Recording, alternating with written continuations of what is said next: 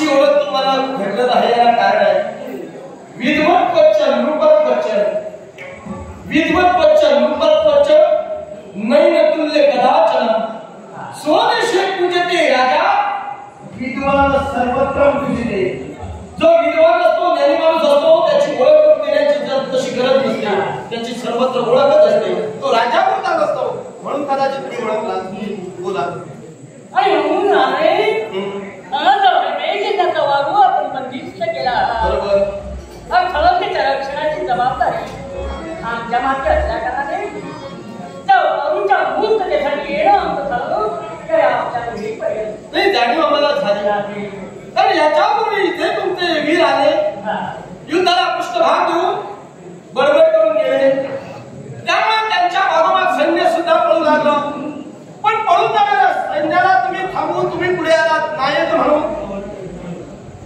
मग हे वीरश्रेष्ठ हे तुम्ही केलात कौतुक कौतुक आहे या रामकार्यात सहभागी झाले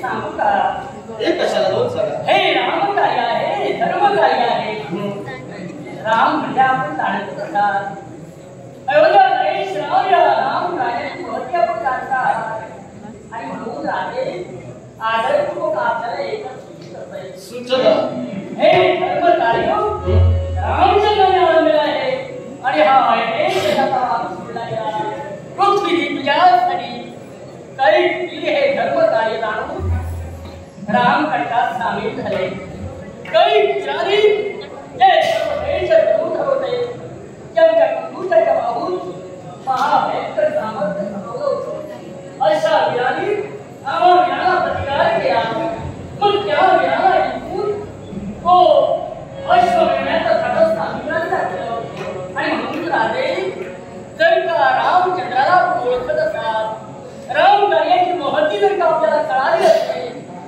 तर या रामकार्यात सहभाग आपण दर्शवावा ही कांजळ विनंती आहे एवढं सर्व काही तुम्ही मला सांगितलं एवढं मला समजून आलं की आतापर्यंत ज्यांनी ज्यांनी अश्वबंधन केला त्यावर तुम्ही मात केली पण हे युद्धा हे वीरश्रेष्ठा हाताची पातळी बोट सारखी नसतात त्यानुसार प्रत्येकाची वेळ ही सारखीच नसते त्यांची वेळ कुठेतरी कमी ठरली त्यांचं दैव कुठेतरी त्यांच्या जीवनात कमी पडलं म्हणून ते पराजित झाले आणि दैव संयोगात तो विजयी ठरला म्हणून हे मला तुम्ही सांगाला पण आज आमच्या ही त्या ठिकाणी आमच्या मनात आत्मविश्वास आहे त्यावर विश्वास तुमच्या पत्रिकेतील शब्द माझ्या रुक्मांगतानं माझ्या बळानं अश्वबंधन केलेलं आहे आणि म्हणूनच अश्वाची मुक्तता होणार नाही कारण ते धर्मकार्य म्हणून आता तुम्ही करत आहात हे धर्मकार्य करण्याऐवजी निष्पाप निरापराध मनुष्यहानी घडवण्यापूर्वी याचा विचार करून दुसरा पर्यायी मार्ग निवडला असता आज जे पापाचरण तुमच्याकडून घडलेलं आहे ज्या पातकातून मुक्त होण्यासाठी आज एकमेव पर्याय म्हणजे हा अश्वमेध यज्ञ हरिमेध यज्ञ तुम्ही आरंभला पण हे वीरश्रेष्ठा या पापाचं पापक्षरण होण्यासाठी या अश्वमेध यज्ञाची काही गरज नव्हती पर्यायी मार्ग सुद्धा होते मग का नाही ते पर्यायी मार्ग तुम्ही आचरणात आणला काही अनुकरला शाबास राजे आपण म्हणतो की तर पर्याय होते राजे बोलण्याचं काम की आपल्या माझ्या ध्यानी आलं नाही पर्याय होता जरा थांबा पर्याय होता मी समजावून सांगितलं बरं केला विचारला की तुमच्या लक्षात आलं नाही माझ्याकडे जो उतारे पुरुष म्हणून तुमचे बंधू नटते मग याच्यासाठी मागच्या गोष्टीचा विचार केला आणि त्यांच्या अवतार कार्याचा विचार करून त्याचा परशुराम अवतार या अवतार याचा विचार केला असेल तर आपल्या जन्मदात्या मातेला जन्म शिर मारलं आणि आईला मारल्याचं पातक ज्यावेळी त्यांच्यावर आलं मातृहत्येचं पातक ज्यावेळी परशुरामावर आलं मग त्यावेळी त्यांनी पर्यायी मार्ग म्हणून आपल्या वज्र त्या भगवंताला आत्मसात करण्याचा प्रयत्न केला. विघ्नहत्या गणपती गजाननाला प्रसन्न करून घेतल्यानंतर मातृहत्येचं पातक दूर झालं, म्हणजे पर्याय होता. मग तो तसा पर्याय न करता हीच मी झाली का असं माझं म्हणणं आहे. पर्याय नसता तर ठीक होतं. म्हणजे माझा प्रबोध त्याला होता रेणुकाच्या मनात नंतर म्हणून नंतर गेला. केवळ पिंकू आदिलं स्वतःच्या मातेचं शिरकमन केलं. पिंकू आधी अमान्य केली नाही, परंतु महत्व हत्या आपली घडली गेली आणि म्हणून पर्याय म्हणून ते मला की त्या गणेशाची भक्ती करण्याचं सांगितलं, गणेशा करण्याचं सांगितलं. प्रभू रामचंद्र सुद्धा अयोध्येचे अनुषंग म्हणून न्याय तरी त्यांच्यापेक्षा श्रेष्ठ व्यक्ती त्या अयोध्येत पावसात म्हटलं. तसं जगन्नाथाने स्वतःच्या पुत्रानं हे पाप कर्माचं शासन कशा पद्धतीने व्हायला हवे आणि कशा पद्धतीने होणार हे केलं. सर्व प्रभू रामचंद्रांना नसतं त्यांचे प्रभू वैशिष्ट्य ज्याने हा मार्ग शिकला तो म्हणजे हरिदेव यांना. मग रामदेव मला सांगावं ज्येष्ठांची आज्ञा गुरुजनांची आज्ञा पालन करणं एक राजा आहे. प्रभू रामचंद्राचं हे ज्येष्ठांनी मार्ग सुचविला त्याप्रमाणे तुमच्या रामचंद्रानं तो मार्ग पत्करिला, पण मार्गाच्या परिणामाचा विचार केला नाही का? मग परिणामाचा जर विचार केला तर पर्यायी मार्ग त्यांना विचारायला हवा होता. ज्येष्ठांनी सांगायचे मार्ग सांगत होते, तसं तुम्ही केला नाही म्हणून आता धीमे तुमच्यावर आली. नाही, वास्तविकरित्या हा प्रश्न तुम्ही उद्भवूच नाही. कारण एक अनुशासक म्हणून आपण एक राजकर्ते आहात, आपण शून्य आहात. बरोबर. आपण तुम्ही अन्याय नव्हे. राधे त्या प्रभू रामचंद्राच्या बाबतीत अवघाच्या बाबतीत आपल्याला विकसित केलं गेलं. त्या माझ्या प्रभू रामचंद्राने एक पत्नी एक व्यक्ती एक वाणी अशा मर्यादेत वाढला गेला. मर्यादा जगविख्यात झाले सारे अयोध्येच्या मनामनात अयोध्यावासीच्या मनामनाच्या राज्य केलं. अशा प्रभू रामाच्या चरित्र तुम्ही जाणत असाल, प्रभू रामचंद्राच्या नावाची महत्व तुम्ही जाणत असाल. तर ज्यावेळी प्रभू रामचंद्र वनवासाला निघाले ऐकून ज्ञात असेल, त्यावेळी प्रभू रामचंद्राचा माहिती सोन बनावून झाला. सीतामाईच्या चौरीचं प्रदक्षिणाचं आवाहन केलं, पण विरहित झालेले प्रभू रामचंद्र वेळाच्या भरात विमुक्त पाषाणाला वेळीला आले. राजेच्या काय माहिती का? ते वेळ नव्हतं, ते वेळ नव्हतं. तर त्या माझ्या प्रभूच्या स्पर्शानं वृक्ष पाषाण उठवून गेले. कुणी स्वर्गीय गंधर्व होते, कुणी ऋषीमुनी होते, कुणी ऋषीमुनीच्या भार्या होत्या. अशा तऱ्हेनं प्रभू रामचंद्राच्या पदस्पर्शाने, प्रभू रामचंद्राच्या हस्तस्पर्शाने मुमुक्ष जनाचा उद्धार झाला. मग त्या माझ्या प्रभूची सर्वच्या भगवाच्या महत्त्व जर का आपण जाणत असाल तर त्यांचं सर्व कार्य जाणून घ्या.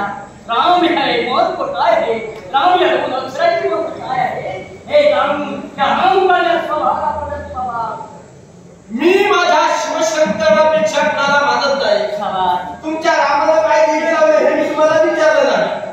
त्यामुळे हे भाष्य तुमचं मला मान्य नसल्या कारणानं आज ज्या पत्रिकेवर तुम्ही रेखांकित केला की एक तुम्ही रामाचा कौशल्या म्हणजे या जगाच्या पाठीवर एकच कौशल्य माता आहे, एखाद्याचा अर्थ झाला म्हणजे आधीच्या मातेच्या पोटी जन्माला होती आमची माता घ्यायला आहे का?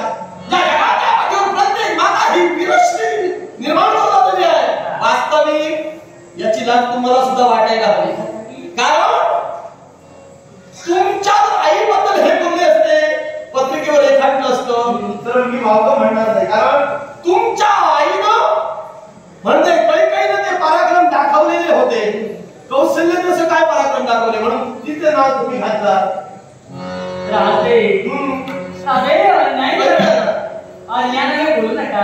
जरी कौशल्य नंतर प्रभू रामचंद्र म्हणून नटला गेला तरी माझ्या प्रभूनं आपल्या तीन मातेमध्ये भेद केव्हाही ठेवला नाही. परंतु कौशल्य नंतर म्हणून पत्रिकेवर रेखाटन केलं गेलं. तिथं वीर पुरुषांच्या मातांना निवडण्याचं कर्तव्य प्रभू रामचंद्र केलं. अरे तुमच्या घरापासून तुमच्यापासून त्यांनी सुरुवात केली आहे.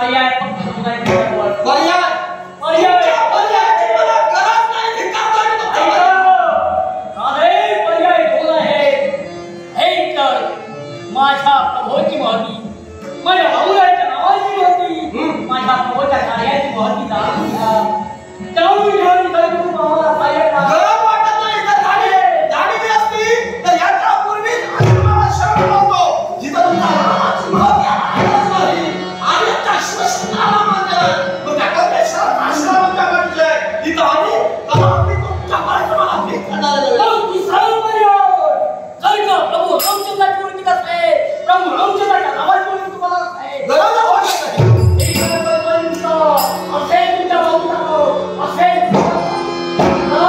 पाहून टाकत होती म्हणून तुमचा आश्रम दिवाण केला